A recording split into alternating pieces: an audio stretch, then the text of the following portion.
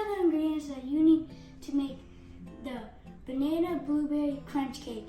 Cake mix, vanilla extract, frozen blueberries, sugar, bananas, butter, lemon juice, and cooking spray. Take your cooking spray and then spray it on the pan.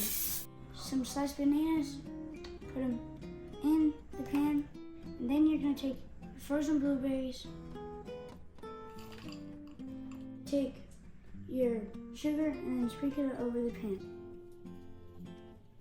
Lime juice, vanilla extract.